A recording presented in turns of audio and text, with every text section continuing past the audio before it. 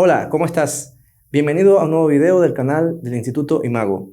Y hoy nuevamente quiero hablar de cámaras clásicas y tengo acá conmigo una cámara muy hermosa, la Leica 3A. ¿Me acompañas? Vamos a verla.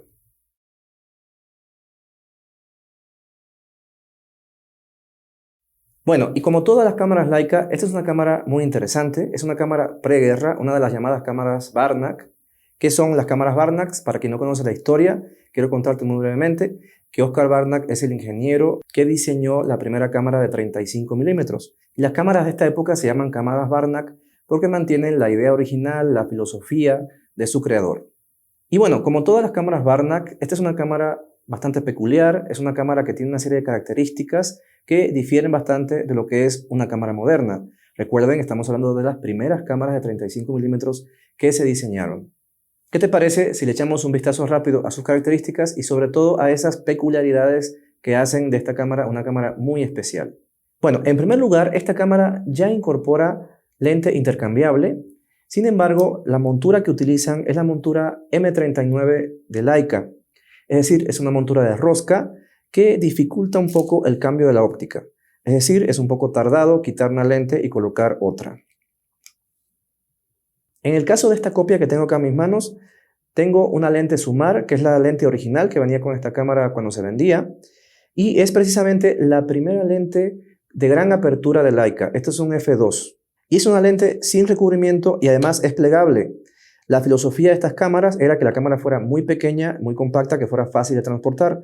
Por lo tanto, Oscar Barnack había diseñado estas lentes plegables que hacen que la cámara se haga mucho más compacta. Otro detalle importante que debo mencionar es que esta es una cámara de telémetro. Es decir, tenemos el sistema de enfoque acoplado a un telémetro mediante el cual podemos enfocar juntando una doble imagen que aparece dentro del visor. Y hablando de visor, en esta cámara no tenemos un visor, sino dos.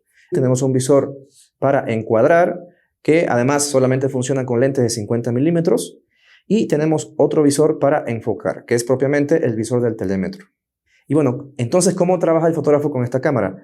En primer lugar, debemos encuadrar con este visor y luego cambiar el ojo al segundo visor para enfocar. Es un proceso realmente bastante complicado, pero bueno, así es como funcionan estas cámaras, muy primitivas, por supuesto. Una característica interesante es que el visor del telémetro tiene aumento de 1.5, es decir, es un visor con un aumento muy grande, lo cual hace que sea bastante fácil enfocar a través de él. Además, es un visor muy luminoso y la verdad es que es bastante sencillo de usar. El visor para encuadrar es un visor realmente pequeño. Además, solamente admite el campo de visión de una lente de 50 milímetros, por lo tanto no podríamos utilizarlo con otras lentes. Es un visor que además el marco es oscuro, lo cual hace que realmente no sea el mejor visor que encontraremos en una cámara de telémetro. Además, no está corregido en paralaje, aunque como está muy cerca realmente de la óptica, pues entonces esto no es un gran problema realmente. Otra característica que hace esta cámara bastante peculiar, las velocidades rápidas están en este dial y las velocidades lentas están en este otro dial. En este caso, para este modelo específico, es decir, para la Leica 3A, tenemos velocidades que van desde un segundo hasta una milésima de segundo. En el dial de velocidades lentas encontraremos las velocidades que van desde 1 y hasta un veinteavo de segundo, y en las velocidades rápidas encontraremos el resto. Y un detalle muy importante de esta cámara es que no podemos cambiar las velocidades sin antes haber cargado el obturador. Para hacerlo debemos levantar el dial de velocidades para situarlo en la nueva velocidad. Un poco engorroso, ¿cierto? Bueno, así funciona esta cámara y es un poco también lo que la hace bastante divertida de usar. En la parte superior tenemos la perilla para cargar el obturador. En este caso también tenemos en la parte inferior de dicha perilla el contador de fotogramas. Y este contador de fotogramas no es automático, es decir, el fotógrafo tendrá que preocuparse por ponerlo a cero cada que cargamos un nuevo carrete en la cámara. Y bueno, te preguntarás, ¿entonces la cámara no tiene palanca de arrastre? Efectivamente no. Esta cámara, bueno, y era el estándar en la época también, solamente tiene esta perilla, lo cual hace que sea mucho más lento cargar el siguiente fotograma. Y esa razón fue precisamente la que hizo que en la Leica M3, de la cual hablé hace un tiempo y acá te dejo el video, pues incorporara una palanca de arrastre mucho más rápida, mucho más cómoda, mucho más eficiente, por supuesto. Y bueno, hablando de perillas, pues también tenemos una perilla para el rebobinado del rollo, lo cual hace que sea bastante lento el proceso, pero bueno, es lo que había en la época y tuvimos que esperar mucho tiempo para que llegara la famosa palanca de rebobinado. Así que en esta época había que tener bastante paciencia para poder extraer el rollo de la cámara. En la parte superior también tenemos una pequeña palanca que nos permite cambiar al modo de rebobinado y entonces utilizando esta perilla pues podríamos efectivamente hacer eso, es decir, rebobinar nuestro rollo. Cuando colocamos un nuevo rollo y queremos avanzar, tenemos que cambiar esta palanca hacia esta posición. Algo bastante curioso es que en el visor del telémetro tenemos un ajuste de dioptrías. Y sí, en esta época fíjense cómo ya existía este ajuste. Yo nunca he tenido que tocarlo realmente de la posición que viene por defecto, que sería en la parte inferior, aunque podemos levantarlo hacia esta posición si queremos ajustar nuestras dioptrías o colocarlo en cualquier posición intermedia. ¿Qué te parece? Y bueno, ahora quiero hablar de una de las características que hacen que el uso de esta cámara sea realmente bastante engorroso y tiene que ver con la carga de la película. ¿Cómo se hace? Vamos a verlo. Tenemos una placa inferior que debemos retirar para poder colocar el nuevo rollo. De esta manera. Y aquí surge una dificultad bastante importante. ¿Cuál es? Bueno, el fotógrafo no tiene idea si el rollo está bien montado o no, porque no vemos efectivamente cómo es que entró aquí dentro en la parte interior de la cámara. Tenemos que entrar en esta pequeña pestaña, la punta del rollo, y entonces meter el carrete de recogida y la película por esta pequeña rendija que tenemos acá, todo a la vez. Y aquí es donde surge el principal problema que tiene esta cámara. Y es que el fotógrafo de esta manera no sabe si el rollo está realmente bien montado. Así que será un asunto al cual hay que prestarle mucha atención cuando vamos a cargar acá un carrete en esta cámara. Además, para que el rollo entre acá de manera correcta y sin ninguna dificultad, tendremos que hacer un corte en el mismo. Por lo tanto, asegúrate de cargar unas tijeras si quieres montar un rollo nuevo en la locación donde estés trabajando. De hecho, Leica vendía un aditamento que permitía hacer ese trabajo de manera mucho más eficiente. ¿Qué te parece? Una vez que cargamos el carrete, entonces colocamos nuevamente la base y de esta manera ya podemos comenzar a trabajar. Y bueno, ¿cómo se siente esta cámara? La verdad es que es una cámara que a mí me resulta muy atractiva, es una cámara muy bonita, una cámara que además es todo de metal, como hacía Leica en esta época todas sus cámaras.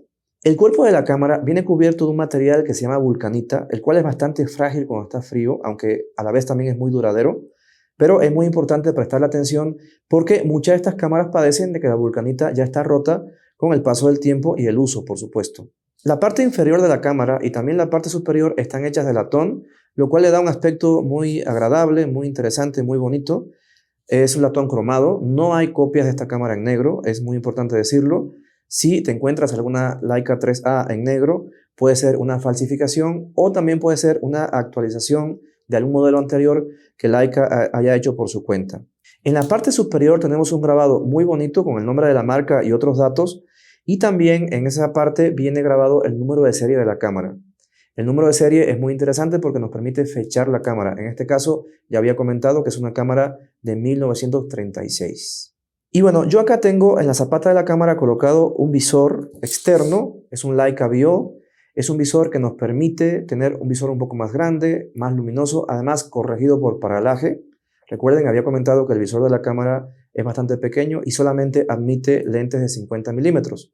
En este caso tenemos un visor que funciona para lentes de 35, 50, 85, 90 y 135 milímetros. Por lo tanto, si quieres usar lentes de otras distancias focales, perfectamente podrías utilizar este visor.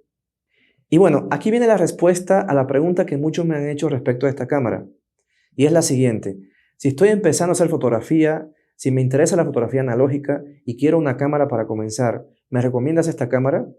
Bueno, siendo honesto, realmente no te la recomiendo. ¿Por qué? Ya mencioné muchas de las peculiaridades que tiene esta cámara. Es una cámara bastante engorrosa de usar, una cámara bastante lenta, una cámara que además tiene ya muchos años y probablemente si te encuentras alguna copia, la copia no funcione bien o necesite un buen servicio para que funcione.